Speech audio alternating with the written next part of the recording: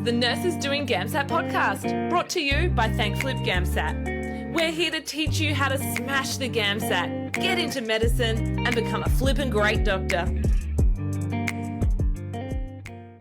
Welcome to the next episode of Nurses Doing GAMSAT.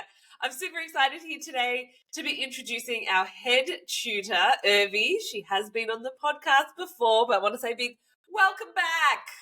Thank you so much. It's great to be back again. Yes, you are head tutor, curriculum designer, brilliant hair day connoisseur, fourth year med student. You are all the things, and today I'm super excited to be diving into the third section of the GAMSAT, how to prepare for it, particularly for people who maybe haven't touched the sciences for a long time. I know, like real talk, you've seen a lot of people over the years kind of in that situation. So I'm just excited to have you here so that we can dive into everything. Absolutely. So before we kind of start, I wanted to just mention to anyone listening that our science bridging course is now open, and I'm super excited. If you feel like maybe the sciences is not your forte, you can just jump into the episode notes or just go to thankflipgamsat.com/episode 21. We are prepping for September 2025, and thought, hey, I'll just drop that in before we start, because we're going to be talking about all things sciences, and if science isn't your thing, then maybe you need to check it out. So I chat with heaps of nurses, like you can probably imagine, and a lot of the time they're a little bit worried about kind of memorizing facts or kind of revising everything from like the biology, the chemistry, the physics, all of that kind of stuff. Now, you and I, Urvi, know that's not what the exam's about. But I thought I'd kind of just open up here and allow you a little bit of a chance to kind of alleviate some of those nerves that people are having around that kind of chemistry, physics, biology, and what needs to happen there. Yeah, so there's often, I guess, a fear amongst a lot of students not having done the sciences about, what will happen if I don't know the physics and the chemistry and the biology. But as to those that have done the GAMSAT before, or those preparing for the GAMSAT is very much an exam that is based on reasoning skills. But that's not to say that the sciences are irrelevant. ACES says that having, your year 11 and year 12 high school knowledge is still sort of important as a baseline. But that also doesn't mean that you need to go through all the textbooks and know every single detail about all of the sciences. So I guess it comes down to doing and learning the sciences in a very contextual manner and in a very systematic manner. And that's where the smart work comes in instead of the hard work of doing, a million things. Yeah, I mean, I've heard so many students like, I'm going to dive into Khan Academy. And I'm like, look, I love Khan Academy. It's great. There's no way I'm dissing it. The problem that comes up in the GAMSAT is if you're looking at learning kind of chemistry from Khan Academy, it deep dives so quickly into all the nitty gritty, and it's not really going to help you. Like, you can spend hours and hours watching Khan Academy, but it's not necessarily going to help you to get the questions right. Because when I think about the sciences and what you're talking about, like contextual science, it's like learning the sciences helps you to understand what the question's asking. Because if you've never seen acids and bases before, you're not going to know even what it's talking about. But knowing acids and bases doesn't give you the skill of answering the question. It just helps you understand what they're asking, but not how to get the bloody answer. So to me, it's really like understanding where the line is between learning the sciences and then jumping into skill-based study around those reasoning skills and understanding where that is. Because, I mean, you tell me from your experience, Urvi, if you deep dive into all the sciences, what do you think is going to happen to some of the students? Yeah, and it's interesting because there are students that often do that and then, do the GAMSAT and often realize that that didn't necessarily translate to an excellent GAMSAT score. We have people with, having done PhDs in chemistry that don't do that well in the sciences. So doing a deep dive can actually if not done systematically, can be to a detriment because you've once spent all this time learning all the sciences. You don't know the context of which you are studying these sciences. So it's almost you're blindly getting into all of this. And then by the time you realize that, okay, maybe it's time to apply, it's too late. And then sort of, a lot of students panic. And then the fourth thing is that you sit the GAMSAT, and perhaps, you see questions that do relate to the content that you've studied, and that, it's probably easier for you to unpack the stimuli, as we've talked about. It gives you that context through which you can approach the questions, but does not necessarily give you the skills to answer the questions. So it's about integrating the knowledge and the skills to then answer a question rather than purely focus on the knowledge, which can obviously you can go around in circles and circles and not go anywhere at the end of the day. The thing I love about that is it's actually an advantage to our nurses and our healthcare professionals. Like, if you're in allied health, if you're a pharmacist, a physio, an OT, an AMBO, a nurse, you're pretty hands-on. Like, you're good at doing stuff, right? And learning a whole ton of sciences is not really doing stuff, it's just rote learning. So this is where it can be such a benefit that if you know what you're doing to learn the sciences in the right way, you don't have to do all that kind of rote learning. You can just focus on the doing as much as possible. And I like to think about like 80-20 rule. Like 20% is going to be focused probably on the sciences and 80% of what you're doing on the reasoning skills. But if you haven't got the sciences, it's not really going to make sense on how to reason. So you kind of got to like weave them together. I know in one of the podcast episodes, I was giving the example about reasoning skills and learning how to swim, and understanding that, learning about water doesn't help you how to swim. Like, you don't need to know the chemical composition of water to know how to swim, right? However, if you don't know that water is a liquid and you don't understand the concept of floating, well, you also got no chance of learning how to swim either. So there is a baseline level of knowledge that you need to have before you move into that skill acquisition, but doing them together is often a really, really good way of doing that.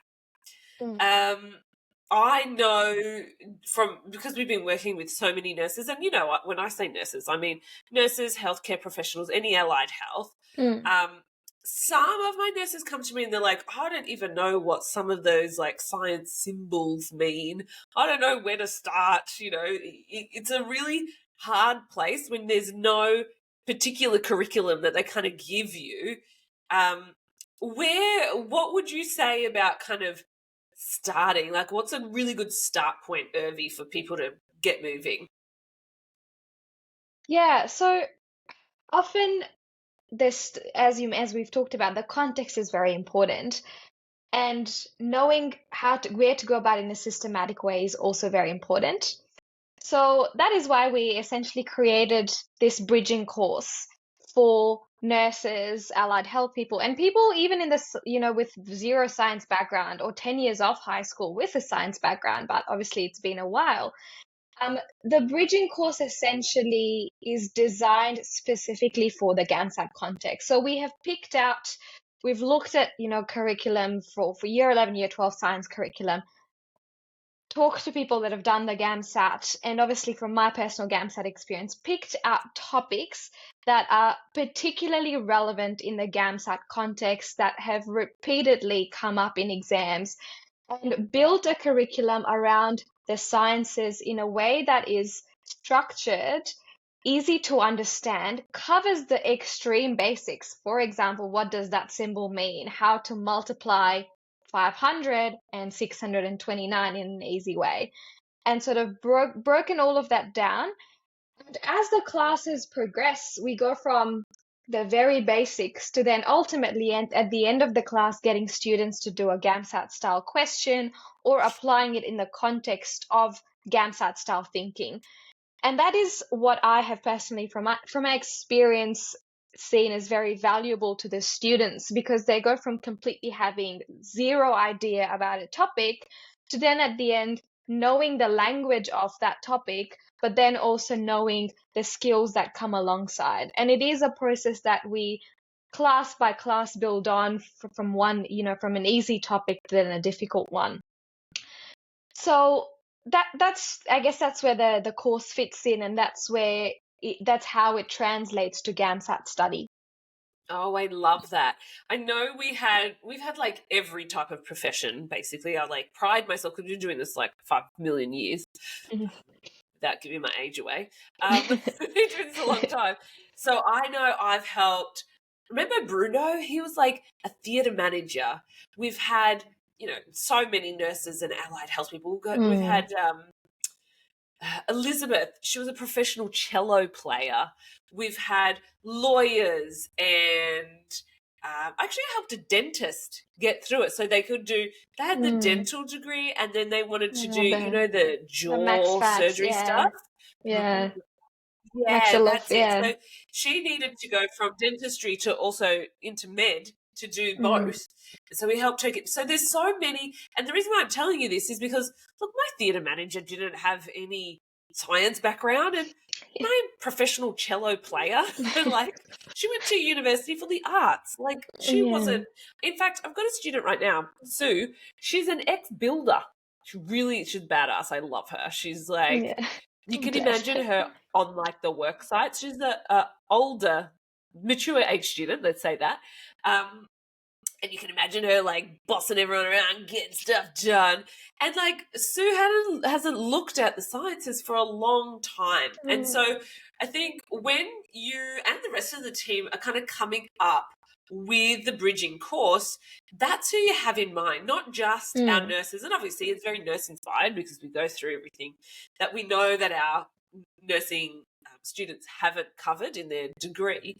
But I think anyone that hasn't touched science in a long time is going to get a lot of benefit. One thing that I do love is the concept drills. So tell me a little bit about kind of what are the concept drills? How have you made sure that we've included them in the classes? And I'm going to sneak off camera and blow my nose because #snot. While you do that, I'll talk about the concept drills. So the concept drills are essentially questions that are provided to students at the end of these bridging course classes that test your knowledge, and therefore they're meant to make sure that whatever you've watched or whatever you've learned in these bridging course classes, you actually reinforce your knowledge, because there is a tendency among students, including myself, to passively learn, to watch the content, and in the No, moment it all makes sense. you would do that, Urvi. But Hello, we all do. I have learned. I think the more I teach, the more I learn. The importance of sort of, having something just to do straight after to reinforce your knowledge. Because until you test yourself, there is no way to know whether you've actually understood or not. And you can nod your head all along, and that's great. And it's very reinforcing for us. But these concept drills are made to then let you step away, test your knowledge, and then based on that, you can assess what you still, what your gaps are, and then go back to that content, do a deeper dive, ask lots of questions, and then hopefully fix those areas so that you are then comfortable enough to go on to the next step, which is, can I now reason through and do more difficult GAMSAT style questions? Oh, I love to call them like feedback questions. I hate the word practice questions because like I've just heard it so often where students, obviously not our students, but students that haven't studied with us, come to us and go like, oh my God, I did so many practice questions, but I didn't go well in the GAMSAT. And I'm like, yeah, that's because practice questions don't teach you anything. Questions are simply feedback around what you already know. And so if you're getting those questions right, fantastic, that's feedback that you can move on.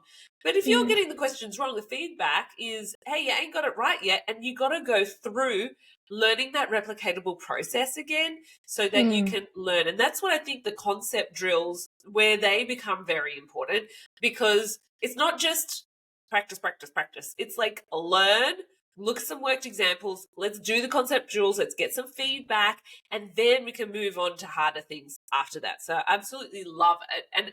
And we know that that works. Like, that's a Mm, proven formula there that works. mm, Now, what I also know what works are live classes. Now, this isn't because you learn something different in a live class. This is because I know you are going to work way harder when I'm there than when I'm not there. Basically. I yeah. was actually, I've recently recorded a podcast episode with Zena, who's an ADHD coach.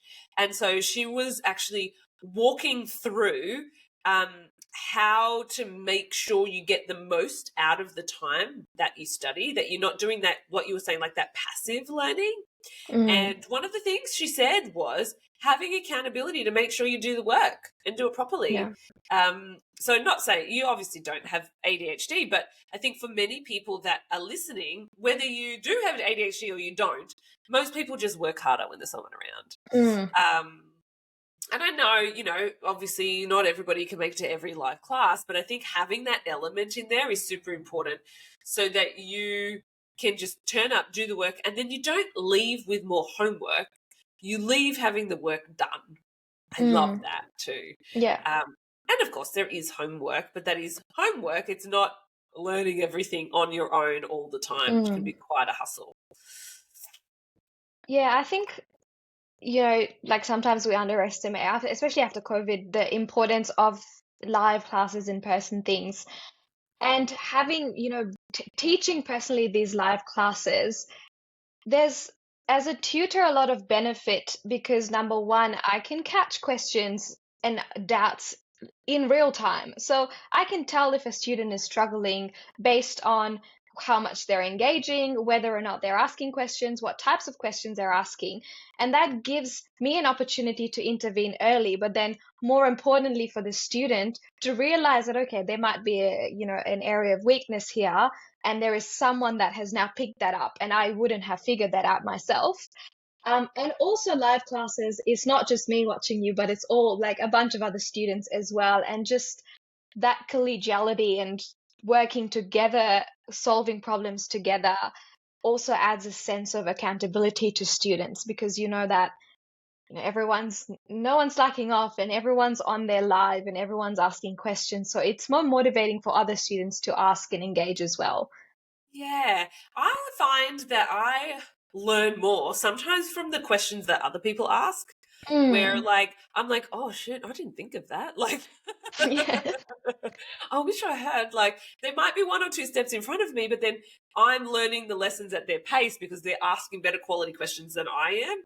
Mm, But I think back, do you remember Aniki? She was, I mean, she's single mum, working literally two nursing jobs. She failed Section 3 the first time she sat it.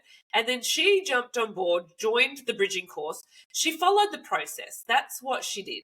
Right? She just mm, did what the hell we said to do when the hell we said to do it.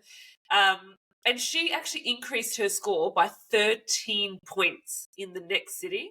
And she got straight into Flinders Medical School. That was her number one preference. So it's yeah. like, It's just proof that if you have the right structure, regardless of your background, got the right structure, you've got the right support, you actually can learn the sciences pretty quickly, even with a bunch of, a million things going on in your life. totally. Well, speaking about that, how much time, honestly, do you feel like people need to make the bridging course like doable? What do you think, like hours ish? If we kind of stripped out all the things that they don't need to do, because that's part of being in a community and knowing and having someone step you through the process. Um, how much time do you think they'll need? If I had to give you a number in terms of learning, all the classes and everything, a weekly number would be, if you're just doing the bridging courses, probably around, 4 to 5 hours a week. And, that's happening on a weekly basis from, let's say, now until September. And if you ask me, that's doable. You do an hour a day. An hour is how long you spend on your phone and doing things that you absolutely can cut away from your life. So an hour a day, you do that from now until September, you will very much be okay with the basics of the sciences, and have the tools enough to then move on to the more difficult things.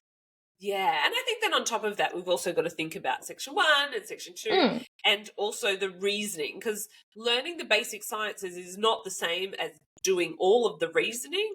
But I think, everybody can find those 4 to 5 hours a week to learn the sciences.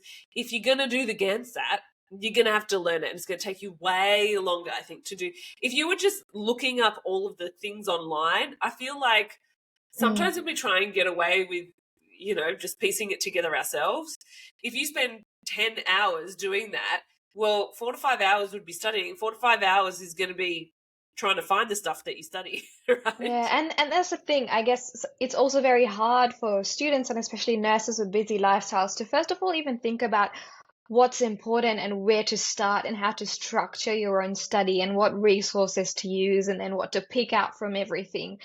And often that takes a lot of time. And there's also still a lot of uncertainty about, am I even on the right track? Like, I've got all these resources, I'm watching all these things. Is it even making sense? Whereas with a structure that builds on, so we go from, let's say, maths number one to maths number two, which is more difficult. And only after we've done that do we introduce physics. And it doesn't make sense to throw students deep in the physics realm of things when they haven't even done the maths. And so by building on class from class, then by the time you get to like the 10th class, all the maths seems like a walk in the park, because your skills have built on week. Yeah, I love that. And knowing Mm-hmm. that order, like, how else do you figure that order out unless you have someone Mm, that's done it before? yeah. Like, to me, that's an absolute no-brainer. So, in terms of who you think would find all of this useful, who are you thinking? Who would be ideal if you're like, cool, this is who it would help? Yeah, so we obviously have mentioned nurses a lot, but really anyone with a very little to no science background, that could be nurses, allied health, could be people that have done sciences, back in the day, or even students that might have done, let's say, chemistry and biology in school, but haven't done physics. And then you obviously can engage in that physics content.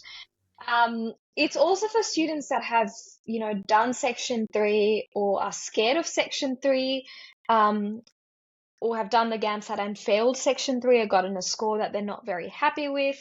And people that just want, as we talked about, just a structure, a no-brainer structure. It's there. You're not thinking about what to do. It's there, it's laid out, it's happening.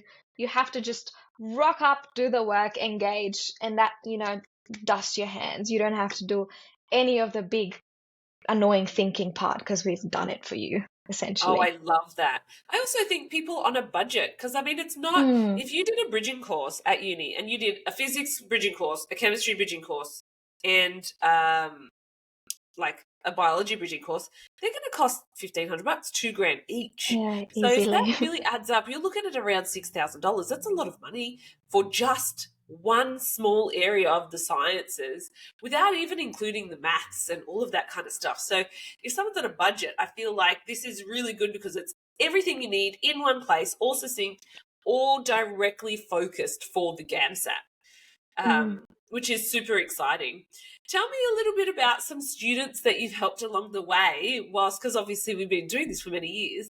Um, some students that are kind of memorable along the way, some of the breakthroughs maybe that they had. Yeah, so I think as Sue is a big one that you've mentioned that stands out. And then last season we had Melinda as well, one of our other students that sort of hadn't done the sciences ever before. And just by virtue of, I think it was a beautiful journey for me watching them go from, I don't know any math at all, and how do you calculate a fraction, to then weeks later, especially when a week off from the GAMSAT, we were doing full timed practice GAMSAT exams, and sort of watching them walk through their reasoning and watching them, just hearing them say things like, oh, that maths was quite easy. Like Sue, for example, when we're doing the practice exam, she's like, oh, that chemistry part was quite easy. I was just able to reason through it. And 3 months ago, she was struggling with it. She didn't even know what the words meant and how to interpret really anything about chemistry. And I don't think the students realize that growth sometimes because they're in the motion and they're just doing it. But as a tutor, it's very, very rewarding to see that, like months later, they now somehow get it, you know? Um, I know Melinda as well. I know all of our students because we talk to them all the time. And Melinda is actually, she lives rurally, like not rural like in the middle of the Northern Territory, but she's not like in a like Brisbane City, mm, Melbourne, Sydney kind of place.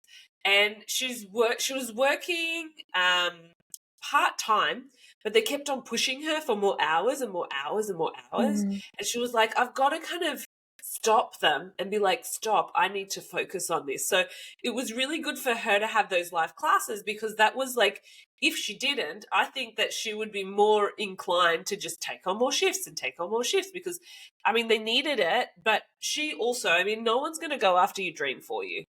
Everybody else mm, wants you to achieve their dreams. So they want to push you at work. They want to give you more hours. They want to do all of this stuff. And so sometimes just having someone else saying, we're here to support you in your dream of becoming a doctor, and this is the time you got to turn up, and this is when it's happening, gets you to prioritize that as well. And mm, Melinda is beautiful. Like, I know that when she first joined, she was like, I got to speak to my husband, and she's got all these animals at home as well. And you kind of just get to know the students because this small classroom environment, there's not like 500 people in the class and you never kind of see anyone's face. mm, Week on week, you're seeing everybody and you're like, oh, how's the hubby going? Or how are the chooks? Are they still laying eggs? And you kind of get to know people along the way. And so it's so lovely to be in that kind of environment. I know a couple of years ago we had a guy called Simon, and he would turn up to, mm. you remember Simon? And Yes, he would very turn up much to remember Sanam. everything. He lives in Yeah. med school now. But like he would turn up to everything. And one week he wasn't there. And I remember one of the other students going, where's Simon? I haven't seen him at all this week. Like, what's happening? Yeah. It's just nice. I know so many people just, particularly once you leave like uni, Mm, you don't have necessarily the support system of people going through the same stuff. Like, yes, maybe your boyfriend, your girlfriend, your mum, your dad, they all obviously want you to succeed. They love you, but they don't know what it's like to sit down and do logs. Like, mm, they don't know what it's yeah. like when you're trying to figure out these questions. So having that support network together is really nice. And yourself, Evie, I know you would never compliment yourself, but having you around to be able to guide you, you're like, a hard taskmaster and a loving person at the same time. I don't know how you do it, but it works. Kick your ass and motivate you at the same time. It's amazing. Yeah. So to me, all of that environment is so important. And like, Mm. hurry up and become a doctor. I obviously need one at the moment. Got a poll. Like, I Very need soon. you. But yeah, on that note as well, like just following up with students week by week, you also you realize that these students through the classes are forming study groups on the side, and that's just happening. And I think, a lot of our students as well from the interview boot camp got into med school together. And now I was talking to Tom, and it's a lifelong friendship because they met at this course. And I have, friends that I came across through my tiring GAMSAT journey, and we still are bonded by the fact that we'd studied for the GAMSAT together. And I think there's a lot of value in that as well. Having that shared experience is so important, and like no one else knows it. What do they call it? A trauma bond when you've been through it together? Yeah, a trauma bond. Basically a trauma bond. Yeah. I say that jokingly for people watching at home. I'm only kidding. But it's hard. And when you do it together, it eases that burden. It Mm, becomes easier when you do it with people that you like and enjoying it. I know with the interview, we had 4 people who, within our interview boot camp, actually joined and formed a study group. And Bhakti, who actually works with me, was one of the people. And I called Bhakti and I was like, girl. And she was like, when she got in, just to celebrate, girl. And she was like, yeah. girl. I was like, girl. And we were like yelling on the phone to each other, so excited. And then the next thing she was like, the best thing about all of this is that all 4 of us got in together. and we're Yeah. all going to be going to the same uni Oh. together. And she was almost more excited for like Mm. Dom and like everybody else than she was even for her own getting in. And I was just like, that's why you're going to be a freaking good doctor, because you Yeah. actually care about people and you Mm. genuinely, like, they genuinely helped each other. Like when one person wasn't going so great, they all kind of picked up and Mm. like Yeah. encouraged them and make sure that they weren't drowning in a hole by themselves. So it's so nice to see that. Like, I love Mm. that camaraderie stuff. To me, that's what it means to be a good doctor. That's, yes, Yeah. the science. Yes, you need the science. Yes, you need to learn how to interpret poetry. But like, real talk, how many times have you interpreted poetry when you're in med school? Never. It's It's just the interesting because now barrier. yeah, exactly. Um, and that's the thing as well. Sometimes it's also very easy to lose sight of what is the point of the GAMSAT. Like, how is this translating to me being a good doctor, XYZ? But you don't realize sometimes, as we've talked about, the softer skills and, meeting people along the way, but also, how to think and how to be and how to hold yourself and the process of staying accountable to yourself. And you don't realize that you're picking up these skills. But once you do get into med school, and having been in med school, I'll tell you that some of the things that I picked up through my GAMSAT study, whether consciously or subconsciously, are what get me through my med school days and, will help me as a doctor. Because at the end of the day, it's just a work ethic. It's just how you are to people around you. Yeah, absolutely. And you don't have to be sciencey. We're going to No. teach you the science. Don't stress about the science. We'll teach it to you. Reach out, go to the show notes, or go to thankflipgamsat.com/episode 21, and we will show you exactly how to just jump in. You can buy the bridging course. We will teach it to you, and doesn't need to feel like you're holding this burden on yourself. It's all online. You can start immediately. Classes are held online. We'll figure it out together. We'll hold your hand through the process. Absolutely. Anything else to add? I mean, can you give us a little sneak peek? Now, you're on the other side, right? You're in med. So tell us kind of what's happening in medicine for you right now. Oh, I today was a deadline to submit applications for internships. So that's all done and dusted. Where did you And put, what was your preference one? I'm applying in Victoria, hoping to stay at the Royal Melbourne Hospital where I'm currently placed, but also applied for Queensland. So I might see you there, but I'm a Come category up obviously C. here. I mean, More, I just love more you for in the Victoria, sunshine. I don't. honestly, but it's hot up here and it's what, June, and it's still Yeah. warm. I Like, know, and the sun's gonna go down in the next 2 hours here, and it's miserable and cold, and so we'll see where I end up. But it's at an exciting and also a bit nerve-wracking stage for me as I wrap up and think about where I'm gonna be next year, the fact that I am gonna be a doctor, and it's just all yes. um. But yeah, all coming to an end, and that's gonna be a lot of you very soon. Yeah. I mean, I remember when Tom was going through this many moons ago now. Well, again, won't tell you how old I am, but like a little while back. And writing it all down and then having to wait. You wait forever to get the Mm, placement. You're just like, yeah. same with the GAMSAT results. It's like, can't they just tell us the day it's Straight released? away.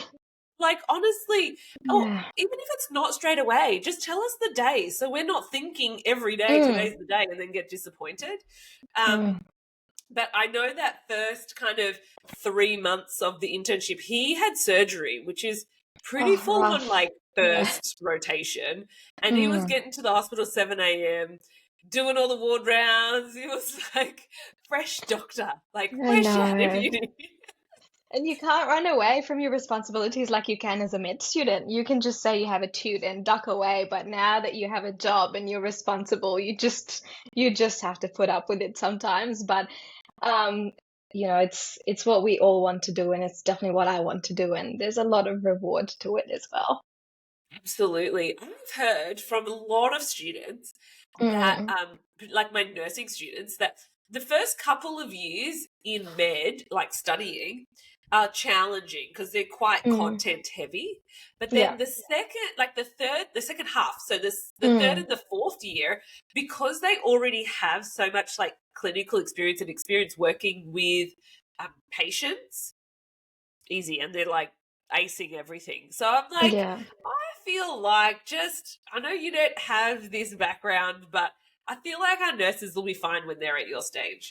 I think so too. And I think in Unimelb as well, where I am, once they took away the prerequisites of having to do a biomed or a science degree, I have people in my cohort that did the musics and are engineers and lawyers and come from all sorts of backgrounds. And like my friend who did music knew nothing about the sciences, but you pick it up, and it's, as you will with the, sciences for the GAMSAT, you pick it up and it's not that hard. And I think, as you mentioned, it's the clinical skills that are so much more important. And for us novices that have never been in the hospital, it's so daunting. But nurses that do this day in, day out know exactly what it's like to work with patients and doctors.